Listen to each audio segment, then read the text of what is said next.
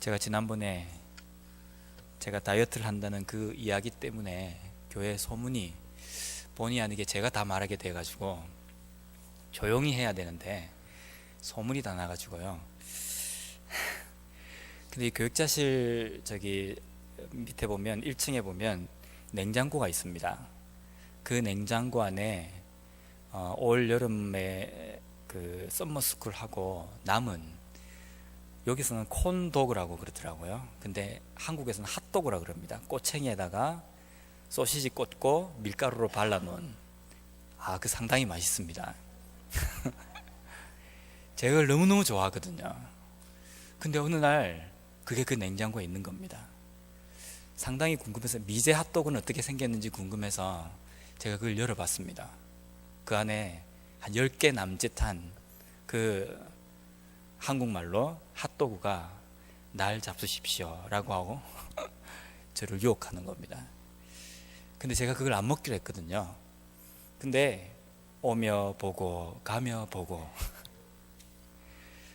한 2달 정도의 시간이 제가 그걸 보면서 저게 과연 무슨 맛일까? 점심 때마다 냉장고를 열 때마다 그 생각이 나는 겁니다. 저게 과연 무슨 맛일까? 맛있을까?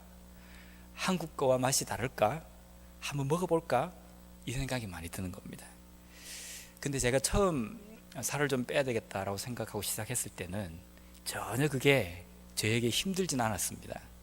근데 이제 한 6kg, 7kg가 빠지고 나니까 이제 됐다, 이제 이 정도면 되지 않겠는가, 이 생각을 들면서 요즘은 저녁에 겁도 없이 라면도 끓여 먹고, 물론 자주는 안 그러지만 그렇게 합니다. 근데 오늘도 여전히 교회에 와서 냉장고를 지나가면서 보고 말았습니다. 그래서 큰 마음을 먹고 하나를 꺼내서 전자레인지에 녹여서 맛을 봤습니다. 상당히 맛있는 겁니다.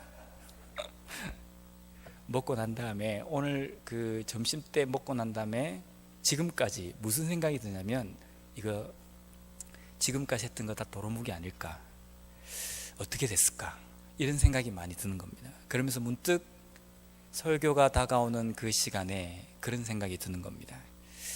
우리가 처음에 내가 죄를 짓지 않고 말씀대로 살겠다라는 것은 우리의 결단과 우리의 생각으로 충분히 가능할 수 있습니다. 나는 죄를 안 짓고 나는 예수 믿는 사람처럼 정말 그렇게 살겠다라는 것은 처음에는 나의 그 각오와 결단으로 될 수 있습니다. 왜냐하면 신선하기 때문입니다. 뭔가를 해야 되겠다는 의도가 내 마음속에 있기 때문에 충분히 그런 것이 유혹이 될 수 없습니다. 그런데 우리 신앙이 조금 지나다 보면 무슨 생각이 듭니까? 이 정도면 됐다.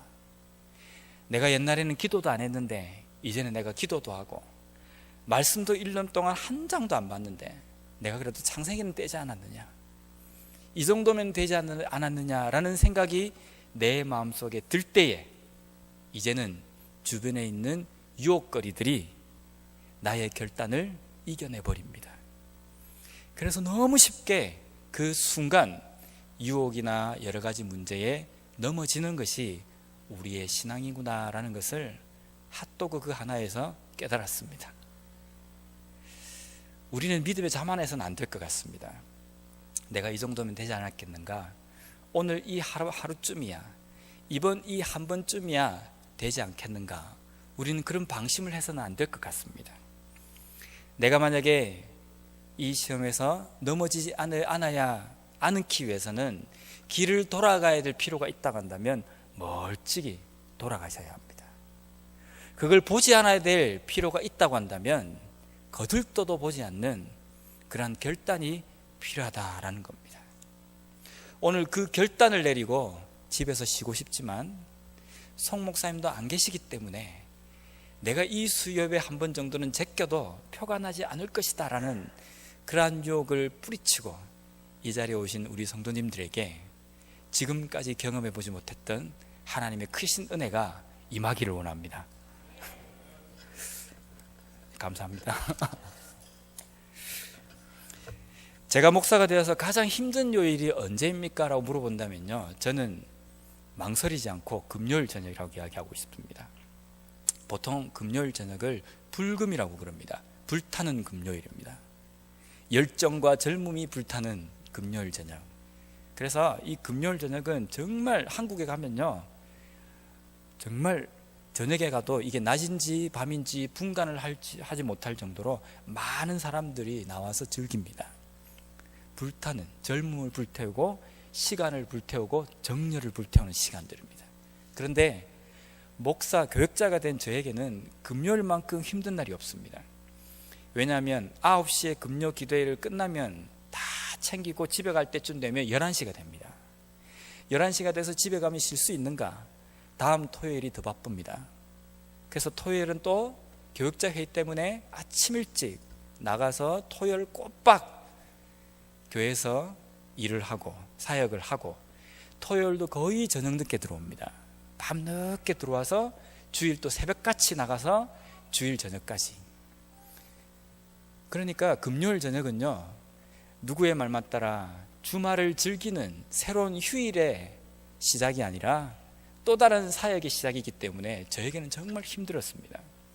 그래서 금요일 저녁이 되면 정말 피곤하지만 어떤 걸 주로 했냐면 친구 목사들과 자주 만났습니다. 밤 11시에요. 목사가 그 11시에 밤에 나가서 뭔 짓을 했을까? 같이 만나서 우동도 먹고 커피도 마시고 그 다음에 심야 영화도 보고, 그 시간에 그렇게 시간을 이용했습니다. 왜냐하면 같이 모여서 이야기하고 그러면서 스트레스도 풀리고, 또 친구들과 같이 이야기하면 속에 있는 것도 다 끄집어내고 나눌 수도 있고, 그래서 그 시간이 저에게는 정말 위로의 시간이었습니다. 근데 제가 사역했던 그 교회가 서면, 아시죠? 부산의 중심가입니다. 서면 모르는 분은, 근데 거기에 중심부에 교회가 있었기 때문에 교회에서 몇 발짝만 나오면 유흥가입니다. 제가 거기에서 많은 사람들을 보면서 커피도 마시고 거기에서 영화도 보고 저의 불금을 불태웠습니다. 그 다음 사역지가 어디였냐면 해운대였습니다. 해운대 잘 아시죠? 한국의 대표적인 바닷가입니다. 옛날의 해운대를 상상하시면 안 됩니다. 지금의 해운대는요, 엄청납니다. 그래서 거기서 사역 끝나고 난 다음에 해운대 바닷가까지 걸어서 5분이면 갑니다.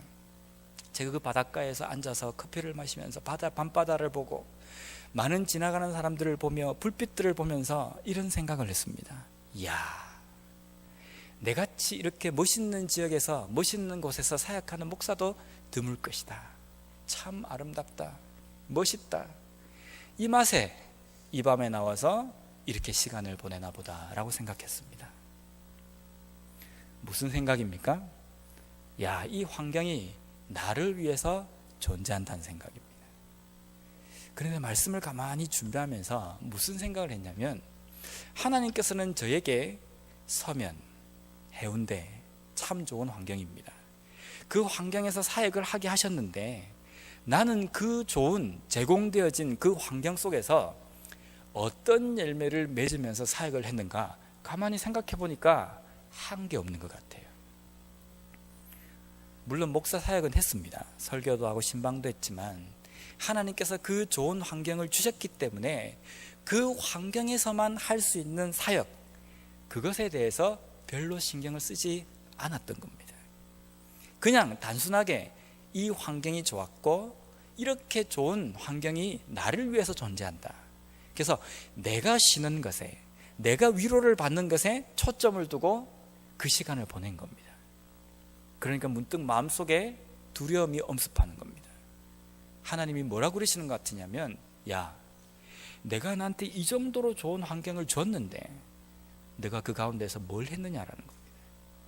금요일 밤만 되면 나가서 먹는 거나 먹고 즐길 거나 즐기고 그렇게 네가 시간을 보냈지, 그 지역에 왜 너를 나의 일꾼으로, 나의 목회자로 보냈는지 너 생각이나 한번 해봤니?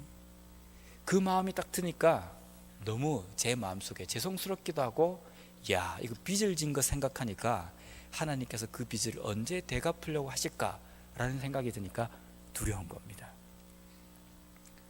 제가 이 말을 왜 하냐면 오늘 본문과 연관이 있기 때문입니다. 오늘 본문을 읽기 전에 오늘 읽었던 그 본문의 바로 앞절을 제가 한번 읽어드리겠습니다. 1년 6개월을 머물며 그들 가운데서 하나님의 말씀을 가르치니라. 지금 12절에 들어갈 때에 사도 베드로가 공간적인 이동이 없습니다. 지금 어디에 있냐면 고린도 지역에 있습니다. 그 고린도 지역에 머물면서 몇 년 동안 머물렀냐면, 어느 시간 동안 머물렀냐면 1년 6개월입니다. 1년 6개월 동안 머물렀다라는 겁니다. 사도 바울은 복음 증거, 선교에 야망이 있는 사람입니다. 열정이 있는 사람입니다. 그래서 만약에 어떤 지역에 딱 떨어졌다고 한다면 허송세월을 보내지 않고 최단시간에 여기에다 복음의 씨앗을 뿌리고 그 뿌리가 잘 내릴 수 있도록 기반을 닦아 놓은 다음에 또 다른 지역으로 옮겨갔던 선교 사역자였습니다. 그런데 이 바울이 복음에 대해서 조급하고 복음에 대해서 열정이 있고 복음을 어떻게 하면 조금이라도 더 전할까, 이런 고민을 가지고 있는 사도 바울에게 1년 6개월을 한 곳에 정착한다는 것은 이거는 뭔가 이유가 있다는 겁니다. 우리 지난주 송 목사님 설교에서 우리가 잘 알듯이 고린도 지역은 특별한 지역입니다. 소위 말하면 제가 있었던 서면과 해운대와 같은 지역입니다. 너무나도 사람들이 풍요롭게 살기 때문에 문화와 교통과 여러 가지 환경, 이런 문제가 너무나도 잘 되어 있기 때문에 거기에 있던 사람들이 부족함을 모르고 살았던 그 동네입니다. 그러한 도시입니다. 근데 그러한 것들을 누리며 살기 때문에 또 많은 사람들이 먹고 사는 문제가 아니라 유흥 문제, 제2차적인, 제3차적인 어떤 나의 여가선용, 그래서 문화적으로 퇴폐하고 아주 음란한 도시 중에 하나가 이 고린도 지역이라고 지난주 수요일 날 우리가 배웠습니다. 그러한 음란한 지역에 사도 바울이 하루 이틀도 아니고 1년 6개월을 머물렀다는 겁니다. 왜 머물렀겠습니까? 아싸, 내가 1차 전도여행 진짜 죽도록 고생하고 2차 전도여행 지금 내가 오면서 고생 좀 했는데 하나님께서 여기에 고린도에서 하나 찍고 좀 쉬었다 가라고 나에게 안식의 시간을 주시구나. 그래서 사도 바울이 1년 6개월을 쉰 것이 아닙니다. 방금 읽었던 이 10절 말씀에 보면 사도 바울이 거기에 남아서, 11절 말씀에 보면 사도 바울이 거기에 남아서 1년 6개월 동안 한 것은 하나님의 말씀을 가르쳤다라는 겁니다. 사도 바울에게는요, 지금 내가 이 고린도 지역을 떠나서 남쪽으로 가든 동쪽으로 가든 서쪽으로 가든 복음을 확산시키는 그것보다 더 중요한 것은 이 지역에 하나님의 말씀이 뿌리를 내리지 못하도록 만드는 이 좋지 못한 환경, 여러 가지 음란한 문화, 퇴폐적인 문화, 죄에 둘러싸이는 이 모든 사람들을 하나님의 말씀으로 변화시키는 것이 더 급선무였다는 겁니다. 그래서 빨리빨리 옮겨가서 빨리 사역을 해서 복음을 선포하고 확산시키는 그 바울이 1년 6개월 동안 고린도 지역에 남아있었던 이유가 그 이유 때문입니다. 1년 6개월 동안 많은 사람들을 만났을 겁니다. 만나는 사람들마다 하나님의 말씀을 가르쳤을 겁니다. 335 모여있는 데는 사도 바울이 가서 말씀을 가르치고 또 그들에게 하나님의 복음, 예수 그리스도의 그 구원의 사역, 그것들을 깨닫도록 그들에게 쉼없이 가르쳤을 겁니다. 오늘만 내가 좀 쉬어야 되겠다, 이런 생각을 하지 않았을 겁니다. 오늘은 금요일이기 때문에 불타는 금요일을 보내야 되겠다, 이런 생각도 하지 않았을 겁니다. 하루가 아까웠을 겁니다. 하루가 아깝다고 생각하는 그 사도 바울에게는 이 고린도 지역에 사역해야만 하는 그 시간이 1년 6개월이라는 시간이 필요했다는 겁니다. 우리는 사도 바울의 이 모습을 보면서 우리 자신에게 이런 질문을 해야 합니다. 내가 왜 여기에 있지? 내가 왜 이 미국에 있지? 내가 왜 이 지역에 영락교회 교인으로 내가 있지? 그것을 물어보셔야 합니다. 왜 하나님께서 여기에 오게 하셨느냐는 겁니다. 왜 여기에 오게 하셔서 지금의 이 시간 동안에 나를 존재하게 만드시고 나를 여기에 있게 만드셨는가라는 겁니다. 한국에서 고생했기 때문에 잘 쉬라고 저도 처음에는 그렇게 생각했습니다. 목사가 된 지 이제 10년 됐으니까 좀 쉬어라고 하나님께서 저를 여기에 부르신 줄 알았습니다. 그래서 여기서 잘 쉬다 가야지 이 생각만 했습니다. 얼마나 좋은 환경인가. 공기도 좋고 위험하지도 않고 비가 좀 와서 그렇지 얼마나 좋은 환경인가, 이런 생각만을 했습니다. 그런데 사도 바울의 이 말씀을 묵상하면서 가슴속이 철렁하고 내려앉는 겁니다. 사도 바울은 여기에 1년 6개월을 머물면서 고린도 지역을 복음으로 완전히 물들였습니다. 누가요? 사도 바울이. 사도 바울 한 사람이 음란과 퇴폐적인 문화로 가득 차 있는 이 고린도 지역을 하나님의 복음으로 물들였다는 겁니다. 얼마의 기간 동안에요? 1년 6개월 동안에. 제가 여기 지금 포틀랜드에 온 지 1년 10개월이 되어 갑니다. 1년 10개월 정도 됐다고 한다면, 사도 바울이 만약에 이 지역에 왔다고 한다면 이 포틀랜드 지역에 복음화가 됐지 않았겠습니까? 더 많은 믿는 사람들이 몰려오지 않았겠습니까? 그런데 저는 뭡니까? 왜냐하면 사도 바울과 제가 다른 점은, 사도 바울은 왜 하나님께서 나를 고린도에 심어주셨는가, 고린도를 만나게 하셨는가, 고린도를 거쳐서 가도록 하셨는가, 그 이유를 알았기 때문입니다. 저는요, 그 이유를 몰랐기 때문입니다. 단순히 나를 비추게 하시고 나를 편안하게 이곳에 살도록 하시고 내 위주로 주변의 환경을 바라봤기 때문에 그 안에서 하나님의 뜻을 깨닫고 하나님의 일을 깨달아야 하는데, 그것을 깨닫지 못했기 때문에 1년 10개월이 있었지만 제 삶에는 어떤 변화도 없고 항상 불평만 내 마음속에 있다라는 겁니다. 우리 성도 여러분들은 어떻습니까? 성도님 여러분들은 지금 이곳에 영락교회 성도로서 포틀랜드 지역을 섬기신 지가 얼마나 되셨습니까? 10년, 20년, 30년, 50년? 그동안 무엇을 하셨습니까? 무엇을 하나님께 열매라고 올려드릴 수 있으시겠습니까? 단지 내 위주로 지금까지 살아오시지 않으셨습니까? 괜찮습니다. 지금부터라도 하나님께서 왜 나를 이 지역에 보내주셨는지 그 뜻을 발견할 필요가 있다는 겁니다. 사도 바울은 1년 6개월 만에 고린도 지역에 교회를 세웠다고 한다면 우리는 일주일 만에 할 수 있습니다. 물론 하나님께서 함께 하시면 중요한 것은 하나님의 뜻을 깨닫는 것입니다. 12절 말씀에 보면 갈리오가 아가야 총독이 되었을 때에 유대인들이 사도 바울을 데리고 그 갈리오에게 끌고 갑니다. 끌고 가서 뭐라고 이야기하냐면 이 사도 바울을 고소합니다. 이 사도 바울이 무엇을 했기 때문에 13절에 보면 이 사람이 율법을 어기면서 하나님을 경외하라고 사람들을 권한다라는 이유 때문이다라는 겁니다. 사도 바울이 1년 6개월 동안 고린도 이 도시에 있었다고 제가 말씀을 드렸습니다. 근데 1년 6개월이 지나고 난 다음에 사도 바울을 갈리오에게 고소하는 겁니다. 어떻게 생각하십니까? 우습지 않습니까? 왜냐하면 1년 6개월이라는 시간은 한 사람을 파악하거나 한 사람이 잘했는지 잘못했는지에 대해서 알 수 있는 그 기간치고는 상당히 긴 시간입니다. 사도 바울이 와서 1년은 정탐하는 시간, 5개월은 적당히 내가 좀 전략적으로 가까이 있는 사람에게는 복음 증가하는 시간, 나머지 1개월을 빡세게 내가 복음을 증가하는 시간, 이렇게 잡았겠습니까? 아마 사도 바울은 고린도에 도착하자마자 하루가 못하고 매일 나가서 예수 그리스도 복음을 선포했을 겁니다.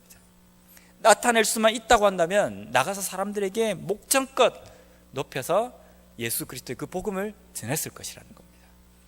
그러면 많은 유대인들이 정말 이 사도 바울이 잘못했다고 한다고 한다면 일주일만이라도 파악이 됐을 겁니다. 뭘 가르치는지, 그가 무슨 말을 하고 있는지 사도 바울에 대해서 파악은 끝났기 때문에 일주일만 돼도 이 사도 바울을 고소하려고 했다면 고소했어야 합니다. 그런데 1년 6개월이 돼서야 이 사도 바울을 끌고 고소하고 있다라는 겁니다. 이것은 무엇 때문이겠습니까? 사도 바울 자체가 싫기 때문입니다. 사도 바울 인간 자체가 싫기 때문에 네가 지금 무슨 말을 하는지 그것 자체도 다 싫다는 겁니다.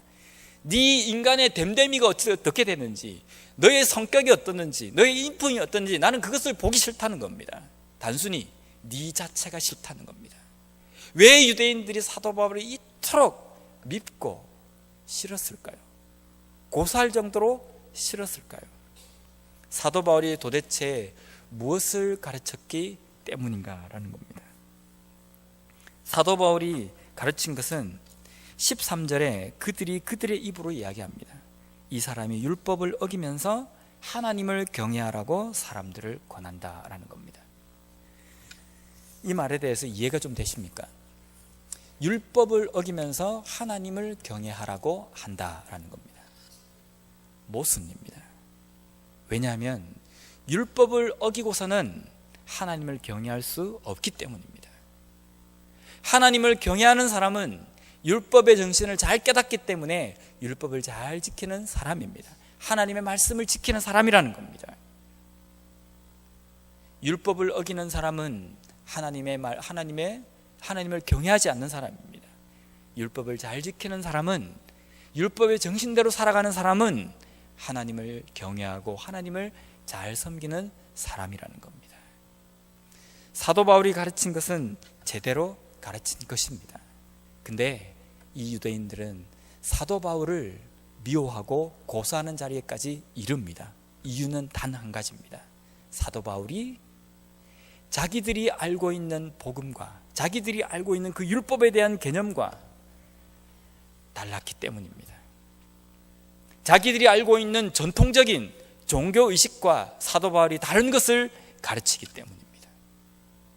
자기들이 살아가고 있는 생활 방식과 다른 것을 강조하기 때문입니다. 제가 지금 이야기할 때 무슨 표현을 씁니까? 다른 것입니다. 틀린 것이 아닙니다. 다르다는 겁니다. 다른 것과 틀린 것은 틀립니다. 다르다는 것은 한 가지 초점을 향해서 나아갈 때에 여러 가지 방법들이 있는 것을 우리는 다르다고 표현합니다. 그래서 최종적인 목적은 우리가 추구하는 그 목적에 도달하는 겁니다. 틀린 것은요, 애시당초 목적 자체가 빗나가 있는 겁니다. 그래서 과정이 똑같아 할지라도 끝이 다르면 이 사람은 틀린 사람입니다. 그래서 이것을 우리는 전문적인 용어로 이단이라고 이야기합니다. 다르다는 것은요, 추구하는 방법과 여러 가지 것들은 다르지만 최종적인 목적은 복음, 예수 그리스도, 거기에 초점이 맞춰져 있으면 우리는 다르다고 표현한다는 겁니다. 유대인들이 사도 바울을 고소한 이유는, 고소할 정도로 미운 이유는 다른 것을 틀린 것과 구별하지 못했기 때문입니다. 지금 사도 바울은 무엇에 대해서 지금 선포하고 가르쳤습니까? 하나님의 말씀입니다. 하나님을 경외하라고 이야기하는 겁니다. 유대인들은 지금 누구를 섬기는 겁니까? 하나님을 섬기는 사람들입니다. 하나님을 섬기는 사람은 하나님을 경외하는 사람입니다. 그러면 사도 바울이 이야기하는 것과 유대인들이 지금 추구하는 것과 다르지 않습니다. 틀리지 않습니다. 똑같습니다. 방법이 다를 뿐이었습니다. 자기들이 지금까지 살아왔던 관습과 다른 것을 가르칠 뿐이었습니다. 새로운 복음의 패러다임을 가르쳤는데 유대인들은 그 마음을 콱 닫고 사도 바울을 향해서 다르다고 표현하지 않고 틀렸다라고 표현했기 때문에 사도 바울을 받아들일 수 없었던 겁니다. 그러니까 1년 6개월 동안 사도 바울이 진리에 대해서 가르치고 제대로 된 말씀에 대해서 가르치고 복음에 대해서 가르칠 때에 유대인들은 귀를 막고 들으려 하지 않았다는 겁니다. 오늘날 우리의 삶도 마찬가지입니다. 우리의 삶도 우리는요, 우리의 믿음과 우리의 신앙생활이 절대로 우리는 독불장구처럼 우리 혼자 외길을 걸어간다고 해서 우리가 제대로 걸어간다라고 말할 수 없습니다. 하나님께서는 우리에게 지체를 주셨습니다.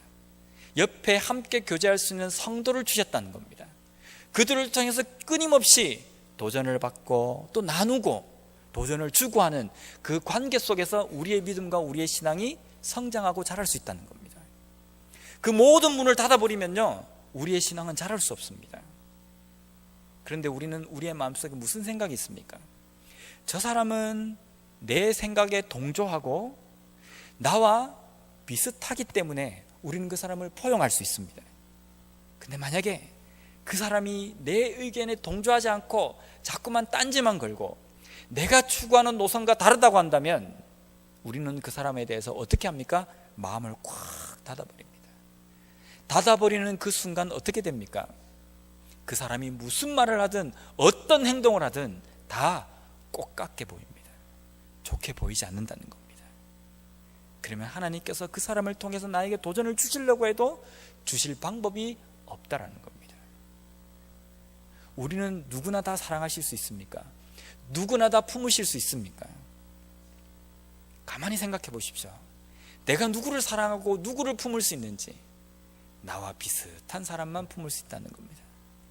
내 의견에 대해서 별로 그렇게 이야기 안 하는 사람들은 잘 품어지고 용서하고 같은 편이 될 수 있습니다. 근데 내 의견과 다르면 그 사람과 선뜻 사랑을 나누고 한 편이다, 한 편의 표현이 좀 그렇지만 한 동력자다, 한 지체다라고 우리는 그 사람이 품어지지 않는다는 겁니다. 문제가 있습니다. 이러한 삶은 바로 뒤에 나와 있는 유대인들의 행동처럼 똑같이 되어버립니다. 어떻게 합니까? 사도 바울을 고소합니다. 고소해서 이리 끌고 다니고 저리 끌고 다니는 그 모습. 많은 유대인들이 사도 바울을 데리고 갈리오에게 오고 여리 끌고 다니고 저리 끌고 다닙니다. 어떤 모습과 비슷합니까? 예수님을 빌라도에게 끌고 가는 그 유대인들과 똑같지 않습니까? 예수님을 십자가에 못 박기 위해서 주동한 사람은 몇 명이었겠습니까? 소수입니다. 소수의 사람들이 그것을 주동을 했고 그 일을 했습니다. 그런데 거기에 수많은 유대인들이 모여 있었습니다. 그 사람들은 무슨 생각이었겠습니까? 이 사람이 이렇다고 하니까 그냥 그렇게 몰려가는 겁니다. 어쩌다가 이렇게 됐습니까? 내 삶 속에 이것이 과연 옳은 것인가, 하나님 말씀대로 맞는 것인가, 이것을 판단하기보다는 주변에는 환경 속에 휩쓸려가는 그러한 모습으로 삶을 살아가기 때문에 그런 겁니다. 나와 비슷하기 때문에 그냥 거기에 몰려가는 겁니다. 나와 함께 한다는 사람이기 때문에 그 사람에게 그냥 그렇게 붙어버리는 겁니다. 그러니까 이게 하나님의 뜻인지 맞는지 그런지 그게 대해서 판단하지 않고 그냥 하고 가버리는 겁니다. 그러니까 수많은 유대인들이 다 예수님을 못 박는 데에 하나가 될 수밖에 없었습니다. 오늘날 보면 한국 교회에 지금 골치를 앓고 있는 부분이 뭐냐면 신사도 운동입니다. 좀 들어보셨죠?